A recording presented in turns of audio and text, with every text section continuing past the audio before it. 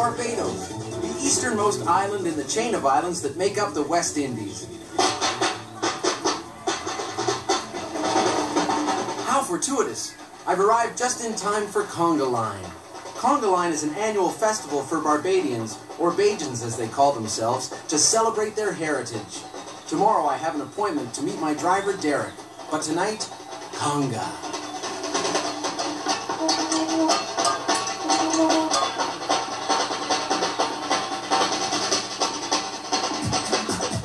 After a long night of conga, morning time. Meet my driver, Derek. How you doing? Did you enjoy conga line last night? Good. Let's go see beautiful Barbados my way. Wow. Our mission, to see as much of the Bajan life and history as possible for $100, is underway. I'm not sure we'll make it. There's lots to see on this island, and though Barbados isn't very big, the road system here means that things take a little longer to get to. We squeeze through these little roads as best we can. That's okay with everyone here, for the place is gentle, and people lime with each other. We said we're going liming. What's the lime tonight? What's the lime tonight? Oh, we're liming down at Cafe Sol. So you say, what's the lime? Today, I am liming with Derek. For years, the biggest industry on the island was sugar. Today, it's tourism. And because tourism is so important to the economy here, driving taxi is a well-respected profession. And it's a job that Derek takes seriously. It makes sense that he should have that professional pride. He's actually a third-generation taxi driver. His grandfather drove taxi, and so did his mother and father. You remember those times when your father was taking you around and seeing all the different places and getting out and walking around. And it's good to tell my son these things as well when we're driving around. Barbados was once a British colony. The Brits considered the island a strategic stronghold in the Caribbean, and signs of the British influence are still all over the place. This building, actually it's called a castle around here, used to belong to a scurrilous fellow by the name of Sam Lord. His house was next to the reef. He would hang lanterns, making the ships think that it's a lighthouse and it's safe to come in. Lo and behold, when they came in, they hit the reef and he'd plunder. Judging by the detail and architecture in the hallway roof of the castle, the life of an on-land pirate was pretty good for Mr. Lord. Until, of course, he robbed some fellow Brits and was sent back to England. And beheaded. I mean, after all, he was doing these things for too long, eh? Like most hotspots on the island, Sam Lord's castle is not far from the beach. All of the beaches in Barbados are public property, which means that periodically you'll find an interesting character or two roaming the sands. This guy's gonna climb a coconut tree for us and pick a coconut. Kids, don't try this at home. He's a trained professional, I hope, who appears to be climbing this 50-foot coconut tree, without a net, mind you. His name is Observe, and I observe. First up is the water inside the coconut. Cool and refreshing. Next up, What for you? the meat. It practically melts in my mouth. It practically defines fresh. It's as if someone just went up a tree and picked it. Oh. One of the places that Derek used to visit with his father may belong in the "What Were They Thinking Back Then" file. The English at the time brought the cannons up. I guess at the time they believed they could get to the ships with the cannons from here. I guess it seemed like a good idea. You would never hit a ship from up here. No, but these little things. As we trudge up the stairs of the station to soak in the view, Derek seems to be having a bit of a flashback to his youth. Early teens is when I came out here last. I remember watching my dad walk up these steps. And I remember walking up these steps as well. Wow. It's amazing when you take them, you actually remember. I didn't remember that before, I didn't have that luck. The pace is brisk on this trip, and the road is bumpy, but it seems that every turn brings a surprise. If you look at it carefully, you see the man lying on his back. See, the pointy part in the middle is like his nose, and his mouth is kind of open with the swoop, and then the tip of it is the chin going down.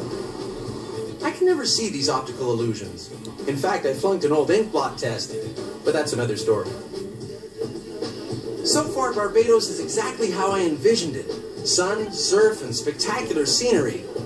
Derreck suggests a completely different perspective, like 160 feet underground in the Harrison's Cave. You can feel like drips of water falling on you, and we call these cave showers. And what happens basically is that the water filters through the rock, picks up the calcium carbonate out of it, and then just layers a little bit at a time. This is beautiful. Wow. By the way, this is much more enjoyable if you're not claustrophobic. This is the lights out section where the lights go out to get the natural lighting of the cave. Or afraid of the dark. Mommy? Mercifully, back to more familiar surroundings. Derreck stops at one of the oldest churches on the island, where apparently a descendant of a Greek emperor is buried. Here lieth Fernando Paleocos. It's one of these Greek names. Descended from ye imperial line of ye last Christian emperors of Greece. Okay. I'm thinking that this perhaps is one of the most serene places I've ever been to. Hey, what do you know? The snow cone man is here. I guess this is a bit of a Bajan tradition as well. Depends on what type you like. I'll get cherry, please. Cherry? This is, for the record, the closest they ever do get to snow here in Barbados, by the way. I partake along with Derreck, and soon I am liming with the cherry snow cone. Not far from the scenic coastlines of Bathsheba, we come upon rows and rows of sugar cane. It's harvest time at this cane field. This is amazing. I haven't seen this much caning since I was in Singapore. This is the sugar cane here. Derreck wants me to suck some cane. We suck at the same time. The juice just runs out of it. It's sweet. And this is something we used to do as kids growing up. All the time. This is good. Wow. Further down the East Coast, through a local neighborhood, we chance upon another Bajan tradition. Well, this guy just roasted some breadfruit too. You can smell it, yeah. The breadfruit barbecue. What happens here is that an enterprising lad, in this case a dude named Sunshine, climbs up a tree and grabs the breadfruit. He tosses it down to a buddy. I just got a bread. And after 15 minutes of roasting, there's suddenly a snack for everyone. A little butter and it's ready for serving. It is tasty. It tastes like bread, only fruitier, which is probably why they... forget it. I'm a moron.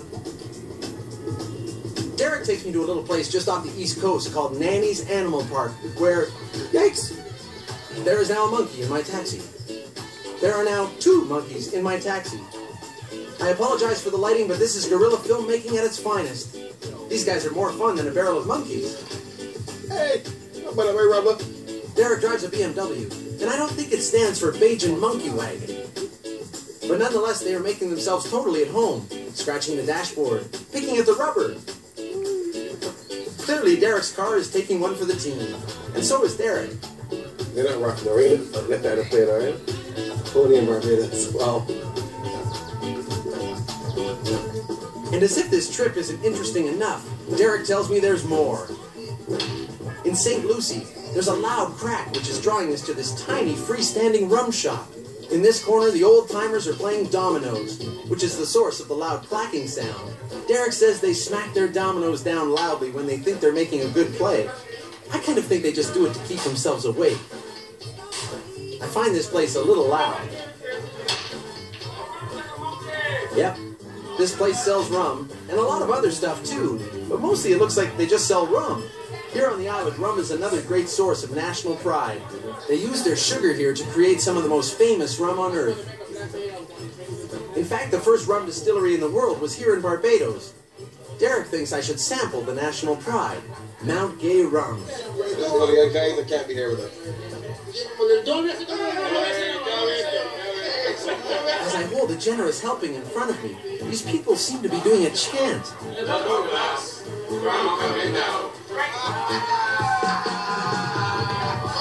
I now have many friends. I am an honorary Bajan. And I'm liming in a rum shop. Though we've snacked all day, it would behoove me to eat again after my little display in the rum shop. Derreck insists that I try the national dish of Barbados. Coming through. And as luck would have it, This is my mom. Hi. 16 years ago, after retiring from cab driving, Derreck's mom opened this restaurant. It's on Wheels. It's named after my first son. The clientele is predominantly local. There's not a tourist to be found. But you gotta try our national dish, cuckoo and then fish. For Derreck, it's cuckoo, just like Mum used to make. Oh no, wait. Time to dig in. The pun is obvious here, folks, but here goes. I'm cuckoo for cuckoo. As I dig in, I'm thinking back about our day. You know, Derreck's been using one word a lot lately. Wow. Wow. Wow. Wow. Wow. Wow. Wow. I would have to agree. Okay, see you later, Mom.